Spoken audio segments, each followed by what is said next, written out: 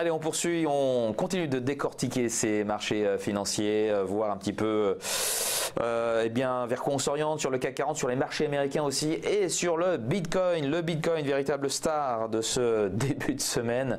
Ce n'est pas la première fois, hein. Stéphane Sonutaille est avec nous. Bonjour Stéphane.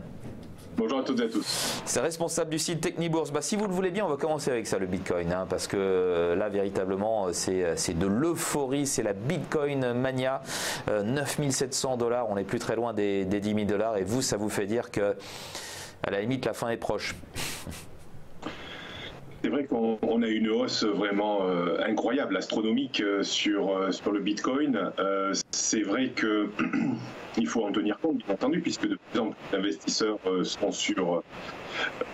On ne peut pas parler vraiment, enfin c'est une monnaie, mais une monnaie un peu particulière quand même, une monnaie qui échappe à tout contrôle central. Alors, on pourrait penser que 10 000 dollars est un niveau de résistance technique et psychologique. Je pense qu'il va y avoir certainement une réaction un petit peu baissière à proximité de ce niveau. Ce qui est intéressant par contre, c'est de voir à partir de quel niveau on pourrait se dégrader. Le premier niveau de dégradation est beaucoup plus bas que le niveau actuel, c'est normal, puisqu'on a beaucoup accéléré ces derniers jours, et le premier niveau de dégradation est sous 8000 $, donc on est quand même beaucoup plus haut, on est quasiment à 10 000 ce matin, pas tout à fait, mais il ne manque pas grand-chose. Mais attention, si on passait en dessous des 8000, on pourrait aller chercher une correction beaucoup plus profonde. On a eu ça 2 fois dans l'année, au mois de juillet et au mois de septembre, des corrections vraiment très profondes après des extensions très fortes. Et là, on est dans une phase d'extension très forte qui sera, à mon sens, suivie d'une correction tout aussi importante. Donc, je pense que 10 000, si personne possède du Bitcoin à l'achat, et ça c'est remarquable, hein, parce qu'il faut vraiment être très capitalisé, à mon sens, pour détenir du Bitcoin sur des positions longues. Je pense que 10 000, autour de 10 000, ce serait un bon niveau pour alléger les positions et peut-être se repositionner beaucoup plus bas, parce qu'à un moment ou à un autre, hein, les arbres ne montent pas jusqu'au ciel, et là on pourrait considérer qu'il y a les branches, le tronc et presque les racines. Donc attention quand même. Et un objectif qui pourrait être dans un premier temps de 8000 et me disiez-vous, hein, dans votre mail, là, 5000. Donc on diviserait par 2. Oui, si on passe sous 8000 $, je pense qu'il y aura beaucoup de gens qui prendront un peu peur, qui paniqueront même peut-être. Et si on modélise un petit peu ce que l'on a eu par rapport aux séquences de baisse précédentes, un retour aux alentours des 5000 $ ne serait pas du tout étonnant.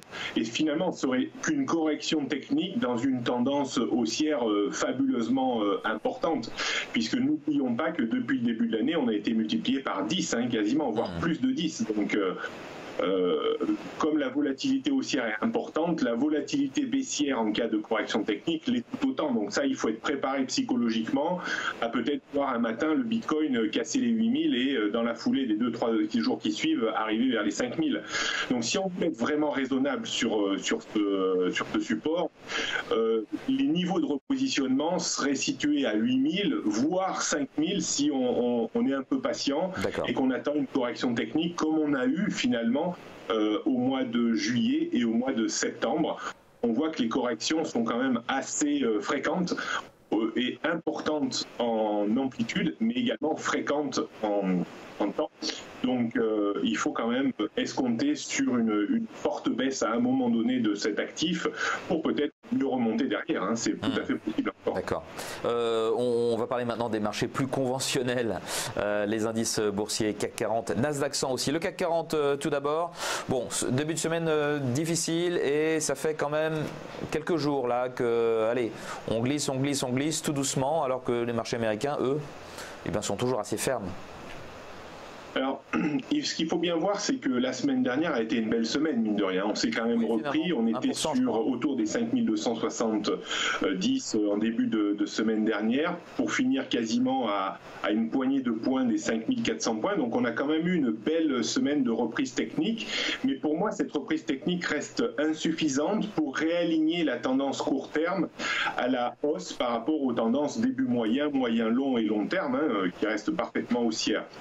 Donc, on a eu une belle semaine la semaine dernière, mais on s'est un peu délité en toute fin de semaine et on a évité, bien entendu, de donner un très beau signal technique en clôturant au-dessus des 5400-420 points. Donc je pense que ce début de semaine, pour le coup, va être hyper technique et on a deux zones qu'il va falloir vraiment à observer de façon très précise. Alors c'est la zone de résistance en haut, 5400-420. Si on arrivait à s'extraire de cette zone, alors là, je pense qu'on pourrait prévoir une fin d'année vraiment en direction des plus hauts, voire même peut-être plus hauts, et finalement une trêve des confiteurs certainement sous les meilleurs auspices. Par contre, attention, se joue encore quelque chose d'important. Si on se délitait cette semaine et qu'on commence à clôturer sous les 5370, puis 5330 points, là, on pourrait peut-être avoir quelque chose de plus dommageable et revenir de nouveau sur la tendance haussière de moyen terme que j'estime autour des 5250 points. Et ça, il faut absolument sauver ce niveau sous peine d'avoir des baisses de plus grande envergure. Moi, mon sentiment un peu plus discrétionnaire reste que ça m'étonnerait qu'il y ait un accident sur les marchés américains d'ici la fin de l'année. Donc je suis plutôt aussi encore sur les marchés américains. Mais donc par voie de conséquence, je ne pense pas qu'on ait la possibilité vraiment de revivre un scénario baissier important sur le CAC 40. Donc je pense qu'à un moment ou à un autre, il y a une plus forte probabilité que l'on déborde les 5400-420 points plutôt que l'on s'enfonce et on casse la tendance moyen terme vers les 5250 points. Donc je reste quand même modérément haussier, même si je suis un peu déçu de la clôture de la semaine précédente. On est déjà sur le graphique du Nasdaq 100 puisque vous nous parliez justement du marché américain, Stéphane. Le Nasdaq 100, voilà, c'est une hausse qui ne se dément pas et bon, même quand on a des semaines calmes comme celle qu'on vient de connaître avec le Thanksgiving, on est toujours bien orienté. Il y a toujours des raisons qui poussent les indices américains à la hausse, notamment les ventes du Black Friday.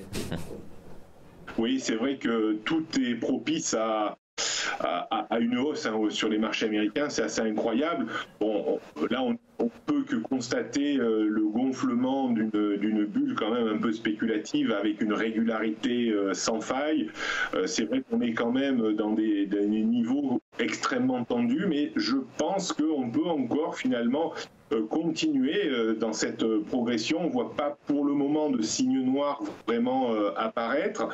Je pense que la semaine prochaine, je vous proposerai l'analyse du pétrole. Ça serait peut-être un des signes noirs si on continue à progresser sur le pétrole, mais pour le moment, c'est pas encore, on n'atteint pas des niveaux vraiment dangereux pour l'économie. Mais en ce qui concerne le Nasdaq 100, on le voit, on avait hésité un peu la semaine dernière, on posait la question de savoir si on allait engager une petite correction technique, mais il y avait encore beaucoup de marge. Il y a plus de 5% de marge sur le Nasdaq 100 avant de vraiment avoir un premier signe de dégradation technique. Et bien finalement, on a mis en place des nouveaux points hauts dans le sillage des bonnes ventes du Black Friday. Là, on est sur le Cyber Monday et on va voir si ça se confirme encore de nouveau. Mais c'est vrai que moi, je pense que compte tenu de la cyclicité, on est fin novembre, on va commencer à rentrer dans les fêtes de fin d'année, les habillages de bilan, la trêve des confiseurs.